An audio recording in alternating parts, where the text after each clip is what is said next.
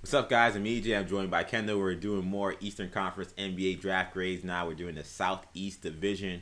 Kendall, this is really kind of a tale of two cities here because you got the Miami Heat, the Eastern Conference champions. They're trying to solidify their championship contention, and we'll talk about their pick. I think they may have went a long way to doing that. Then you got these other teams that the Magic and No Man's Land, and the Hornets, Wizards, and Hawks, all kind of bottom feeders in the Eastern Conference. So it's really a little bit of the haves and the have-nots and some different approaches coming into this NBA draft for this division. Yeah. I mean, there are a lot of polarizing picks that were made in this draft, in this division. And I think a lot of them have a lot of these fan bases excited. I think all these fan bases are probably excited about the players they acquired. So, you think that there may be some positive grades, but we'll see. Yeah, so let's talk about the Atlanta Hawks first. They drafted number 6 and number 50. First pick, they took the rim running big man shot blocker out of USC, Onyeka Okongwu, and they also took Skylar Mays, the LSU combo guard, at 50. I'm gonna give the Hawks an A minus. I think that this was a pretty solid draft. They didn't do anything rash or make any crazy trades, but to me, Okongwu was the obvious fit there. With the first pick, I think that he's going to be an excellent fit next to Trae Young. He'll get a lot of easy baskets, which is what you need. The way he can stretch the court vertically with his lob potential. Certainly, I think that he would be an excellent guy long term, paired with a player like Trae Young. I think he also gives you a really good option off the bench when Clint Capella comes out of the game. So I really like the Okongwu quick, and I think he's just one of my favorites in this draft. I think he's going to be a good player and a really good guy who to develop, and I like the putting him with all the other young guys they got in Atlanta. They got a good mix of guys there, and I told you, man, Skylar Mays is one of my favorites in the second round. I think he's gonna fit. The guy is a tough shot maker. He can give you minutes at the 1 and the 2 because he can shoot the ball. And the Hawks, I think, needed guard depth. Now, again, you're drafting 50, you're taking a flyer on guys, but really it comes down to, the flyer on the guys that you're drafting. Do I think they make sense, and do I think that they can work? I think Skylar Mays can make it in the NBA. So I like both of these picks. This was an A minus. Yeah, to me, I went B for this draft. On Kongwu, you can't hate the pick. Like you mentioned, he's gonna play, as a backup to Capella. He's gonna long term, he's gonna be a very good fit next to Trae Young. I mentioned in our War Room video that I think Halliburton would have been a very interesting combination with Trae Young. Don't even really love Halliburton as a player, but I think at that spot he would have been a good fit. If you would have told me they went with Avdija or Toppin, I also would have been very intrigued as well. But Atlanta kind of, this is a kind of icing on the cake. I think they have their core already. I think that's what Travis Flink is kind of telling us with this pick is that, look, we expect Trae Young to be who Trae Young is. We're not going to change. We're not going to tell him to do really more than what he's doing now. But we also expect guys like Herter and Reddish and Hunter to be core pieces. And maybe John Collins does end up factoring into the equation. We'll see. But look, they're drafting a backup center at 6. So that's why I'm a little not as high on the pick. But how long is Capella there? Okongwu could be insurance for maybe a Capella deal at some point down the road if he really pops as a rookie. And Skylar Mays, he's a good college guard to get late in the second round. Gives them a guy that could play with Trae Young off the ball, really shoot it, really score the basketball. So I agree. I don't hate that pick as well. Let's head over to Charlotte, Kendall. So they had the number 3 pick in the draft. They took LaMelo Ball.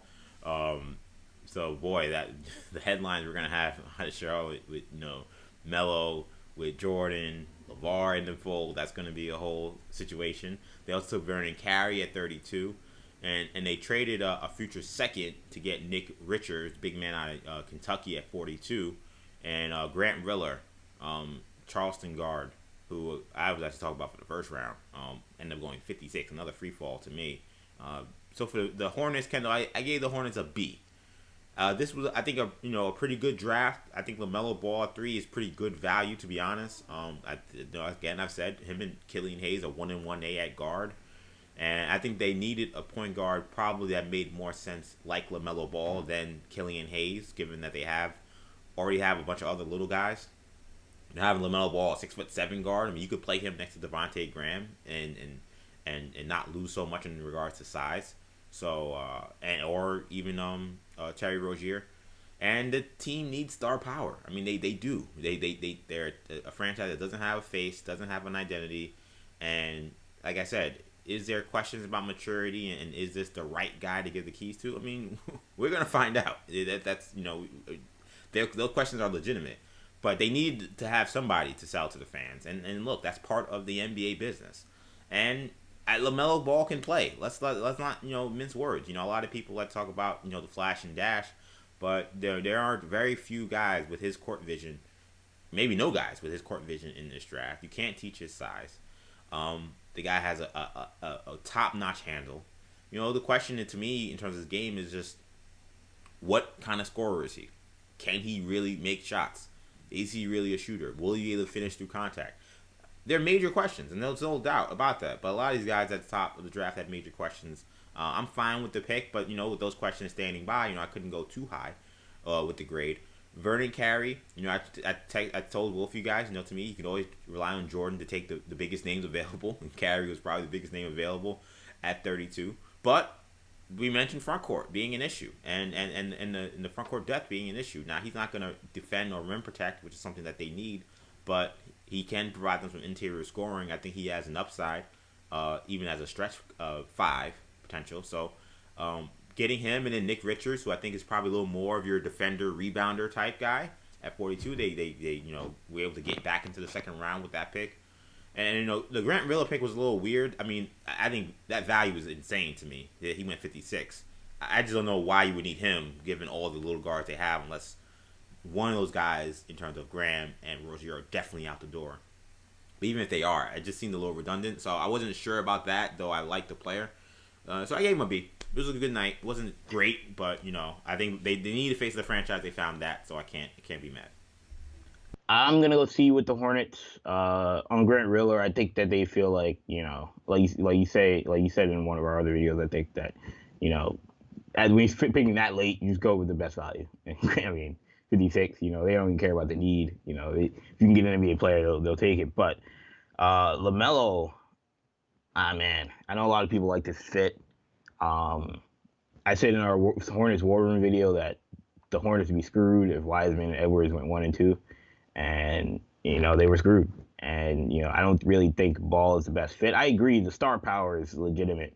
That's a legitimate concern that they've had, and so getting a guy Ball is 100% a win from that perspective. Kind of being almost like, maybe the Cam Newton in that region for basketball, something that I think that they certainly need. But the basketball fit, I mean, look, if they're content with being, the worst team in the league next year, then I think adding Ball doesn't hurt that. But maybe I'm being harsh because Charlotte wasn't that bad last year. No, they moved up in the lottery. Yeah, they competed. They competed last year. PJ Washington, Miles Bridges, and those guys really competed, and the guards competed. But where does Ball fit into this equation? I mean, is he helping you win basketball games? I don't know. I mean, I like the talent.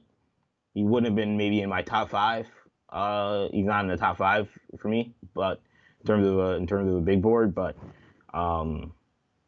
there really wasn't many options for them. So it's hard for me to really knock the pick, but I'm not the biggest Ball fan, but the Hornets were in a bad position. Wiseman and Edwards were the guys they really needed, and probably they really wanted. Carey, I like Vernon Carey. I'm not really sure about the fit in Charlotte. Nick Richards, not a big fan of him as a prospect, but he had moments and really developed at Kentucky, so I'll give him a chance. And Riller, like I said, was good value. Overall, this draft is about LaMelo Ball, and I'm not a huge fan of the fit, so I can only give him a C. Let's talk about the Washington Wizards, Kendall. So the Wizards stayed at 9, took a player I think that they thought they had no chance of falling to them, but Denny Avdija was there. He was picked at 9. They traded 37 to the Thunder for 53 with that and a future second. With that pick, they took Cassius Winston, the point guard from Michigan State. I think this was a great draft. The Wizards, I gave them an A. this to me, the second year in a row, a player of super high value, a player who will be in the short list of Rookie of the Year, all rookie first team guys, falls to them. So I mean that happens. I mean you got to give him the credit. And I think that's what happened with Danny Avdija. He fits in need. They need a 3-man. I mean the wings we were talking about, considering and then the fact that you get Denny, who can give you playmaking ability, will be able to defend, improving as a shooter, aggressive slasher. I mean, I think he's a really good player. He's a top 5 guy on my board. I can't believe he fell to 9, which is I think got really fortunate.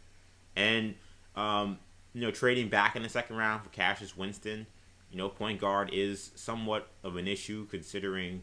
And that's why, I was wondering if they would actually take Halliburton and pass on Avdija. They decided not to make that case. But, we don't know the future holds with John Wall. And I think that, Cassius Winston, not a great athlete, not super fast, but knows how to run a team and can operate pick and roll, and can shoot. So that gives you a chance. Does he have the craftiness? Will he be able to defend well enough to overcome some of those other shortcomings? We'll just have to see. But taking a flyer from him on that late in the draft and then getting a future second round pick. Because when you looked at the board, Kendall, those other guards, maybe they except again Riller, who we talked about, who free falled, they were gone by 37. They seem to all go between the Knicks and I guess wherever Tyrell Terry went, or even Teo Maladon. Really, he was a little later. So they could have got one of those guys. I mean, man, I think they would have stayed. I think because those guys were off the board, they said the guy we want. I don't think they really like Mannion. I don't think they really loved Riller that much. So they were like, we'll just trade out, and then they ended up getting another guard. So and they got a future second. So I think that was really good maneuvering there. So I enjoyed what they did. So I gave them an A. I thought it was a good job. Yeah, I gave the Wizards an A here as well. The Denny pick, the fit is a little awkward. Him and Rui have some similarity. Rui's a 4 to me, though. Rui's a 4. Their strengths and weaknesses are kind of similar.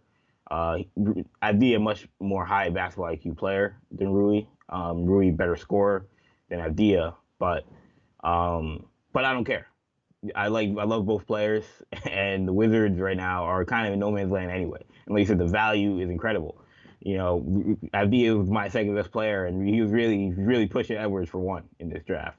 I think Edwards has a higher upside, so I leaned Edwards, but Avdija really can make a case as the best player in this draft. And you mentioned point guard being a need, and I think Avdija has point guard upside potentially. So I think they're even messing around with that, saying maybe he's our point guard long term. That again, the value is incredible.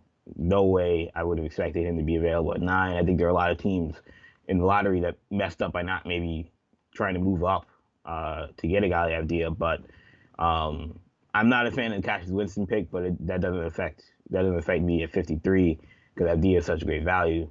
I would have went with Devon Dotson if you're looking at a point guard at 53. He ended up not getting drafted, which to me is nuts. But and he's from the DMV area too, right? Didn't he go to DeMatha? Devon Dotson, he might be. Yeah, I think I heard he actually might be from Chicago, which he ended up going to the Bulls. Oh, that is right. My bad. I'm mixing him with someone else. Yeah.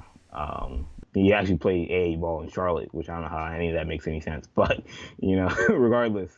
But no, I think Devon Dotson would have been a better piece than Cassius Winston. But Cassius Winston, college guard, they need legitimacy. They need winning. They need guys that know how to win and compete. So Cassius Winston will do that, and I think Wall and Beal will appreciate having a guy like Cassius Winston on the team. So I think overall, this was a home run for them. I'm gonna go with A. Let's talk about the Orlando Magic, Kendall, with the 15th pick. It's crazy how we did all our virtual war rooms to see some of the picks that land solidly on the picks that we predicted. Yes. Cole Anthony was the guy, 100% said this is the guy I would target. And that's what they got at 15. So that was a pick there. They did have a pick at 45. They traded out of the second round for 2 future seconds for Jordan Nwora. Jordan Nwora was the 45th pick. They traded out of the second round for 2 second round picks in the future. I gave the Orlando Magic a B+. I think that this was a really solid pick. I really thought that You needed help in the backcourt, and it needed to be someone that was instant offense and could come in and score the ball immediately. And that's what they got in Cole Anthony. I'm assuming that DJ Augustine won't be on the team anymore. We know Fultz is a sometimes unreliable shooter, I think is the best way to put it. So they needed another guard who could come in and stretch the floor a little bit. And I like, when you're a team of the Magic, as we mentioned, your team in no man's land, you got to take a swing on some guys with star potential. We know what Cole Anthony's, billing was coming out of high school. He was the best point guard coming into college, and we saw he wasn't right with the knee. So, some of the tape you see, especially in those early games, it's not the greatest. He did come back, and he did have some really good games to end the season, but he still was recovering from knee surgery as he was playing. So, something that you got to throw out the window, but even a little bit we saw, we know he can shoot the ball. We know he's a big shot maker, and that's what this team needs. This is not necessarily a team that needs a point guard to come in and set everybody up and be a floor general guy, come in and light it up. And Cole Anthony has the potential to be that kind of guy. So I like the pick at 15. I gave him a B+. Yep. Second round, trading out, I guess, for them, they're a team that's looking long term. So they feel like, acquiring more assets made more sense than maybe taking someone at 45. I love Jordan Nwora, but I'm okay with them trading out of there. They don't need a million young guys for this roster. So come in with one guy who is going to play right away. I thought it was a good pick, so I went B+ for them. Yeah, Cole Anthony feels like an Orlando Magic. I don't know why. Just a lot of reasons. There's a lot of factors. Feel like a guy that would be, 5 years from now, just be a great fit for the franchise. But yeah, I went with an A- for the Orlando Magic here. Cole Anthony, maybe my favorite prospect in this draft in terms of value, and people had him going 28, 27, and so to see him end up going 15, I still think that's probably too low. As a Celtics fan, I really wanted them to take him. I think he, to me, is maybe the second best point guard in this draft. I think him and Ball are really pushing for that second best point guard in this draft position. And for the Orlando Magic, he fits exactly what they need, as a shot making guard, and you totally hit the nail on the head there. I mentioned in the video, you probably could have went with guys that maybe fit the defensive identity of Steve Clifford, but I talked about guys like Devin Vassell, who wasn't there. So, if you told me he wasn't there, the guys that were there, Cole Anthony probably is the best option. There is risk given he's a high risk prospect. There's no debate about it. He didn't play well in North Carolina, but like you mentioned, you never scout guys when they're hurt. So I don't know what to make of that. And coming out of high school, I don't think the stuff he did at Oak Hill, Malloy, and playing for the PSA Cardinals and Nike EYBL, I don't think any of that stuff was fake. I think he is a top point guard prospect that is dealing with a knee injury. He may have been a little overrated, but I don't think that he's a scrub. I don't think that he's a late first round guy. I think he is a 5-star point guard that dealt with injuries. And we saw flashes of it at North Carolina, like you mentioned. So perfect fit for the Magic. The Fultz fit, I don't think is very good, but I actually think he's better than Marco Fultz long term. So I'm not too concerned about that. You got to teach. If Fultz gets a jump shot, then maybe it does work. But if Fultz doesn't get a jump shot, I'm not really a fan of the fit, because I think Anthony needs the ball in his hands, and I think Fultz obviously needs the ball in his hands. So I don't know how that's going to work, but hopefully Fultz can work on that. But as of right now, he's a change of pace guy for Fultz being the starter. So we'll see how that plays itself out.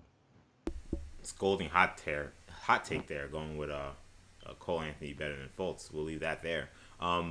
The Miami Heat, defending Eastern Conference champions, they picked at number 20. They ended up with the Swiss Army knife combo forward, Precious Achiuwa. Really combo front court player, not even forward. He could play from 5 too. This is my only Eastern Conference grade that is an A+. I think that this was a Grand Slam type of pick for the Miami Heat. I don't take pride in saying that, given I'm a Knicks fan. So let me make that very clear. But you talk about fit for culture, for need. I don't know if another team did a better job than the Miami Heat. The Heat love players who can switch on multiple positions defensively. The Heat are a team that needed depth in the front court in terms of athleticism. Precious Achiuwa gives them all of that. Precious Achiuwa, needs a team that's going to develop the skills that he has and the foundation of a very versatile offensive game. The Heat have maybe the best player development program in the NBA. I mean, you just gotta shake your head if you're at the Eastern Conference and say, how did this happen? I know I was pretty dumbfounded that Precious landed, just so easily to the Miami Heat in that position. It seemed like Precious ended up seeming to be a little bit more of a polarizing player than I think maybe me and you thought he would be coming into this draft, and therefore him falling to number 20. There was talk about him obviously being a lottery pick, maybe even top 10. But I just think that maybe a lot of people, the offensive game that he has, I don't think we really got to see as much because of the situation with James Wiseman and Precious having to move to the 5. He has a lot more game on the perimeter, and even in Memphis, he showed an ability to stretch the floor a little bit with his shooting, and we know what kind of defender he is. So I think this is an outstanding pick. I think that Precious is going to end up being a really good player for the Miami Heat. I think it's a great situation for him.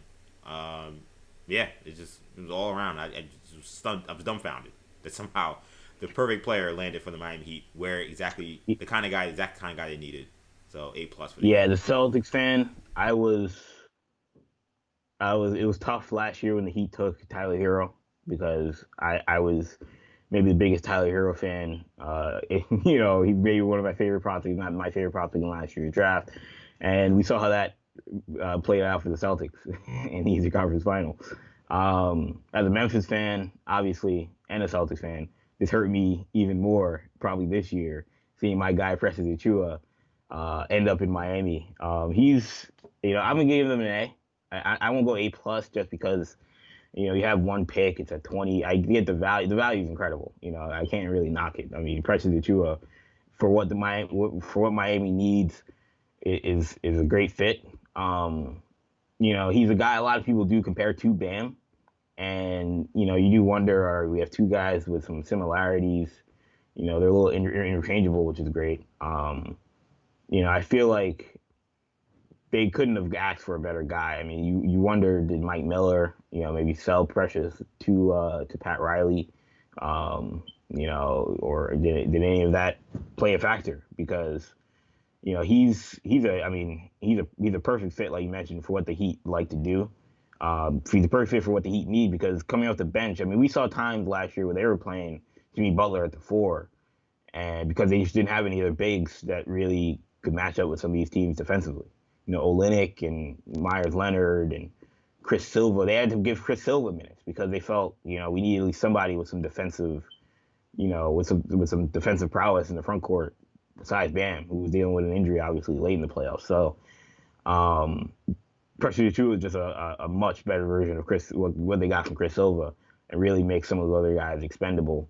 And I like what you mentioned about how I think he does have a developing perimeter game. Coming out of high school, he was more of a wing than he was a big, and the Wiseman injury had to force him to play the 5, but which unlocked some stuff that I think he probably will be more so in the NBA. But he also does have some skills, and I think those skills are going to be important because playing in Miami, again, playing next to Bam, he's going to be playing some 4 as opposed to the 5 in Miami. So it should be interesting, but it's a great value. You can't be anything but excited if you're a Miami Heat fan. You get 2 steals back to back. Yeah. Back to back. Yeah, and I think that, you made the point that I was going to make, which was, they have Bam, and yes, there is some crossover with, overlapping rather with those 2 players, but that was the problem, was that they had no one else like Bam. And I'm not saying you're going to have a million Bam Adebayos, but you mentioned they had Jimmy Butler. They were putting Andre Iguodala at the 4. And as we saw, they had to hide some of these guys in zone, and it killed them against the Lakers. And I know most teams aren't as big as the Lakers, but, if they had Precious Achiuwa against the Lakers, I'm not saying they win the series at all. I'm not going to go anything crazy like that. But that would have been a huge piece that would have made things a little bit easier for them in terms of matching up with that team.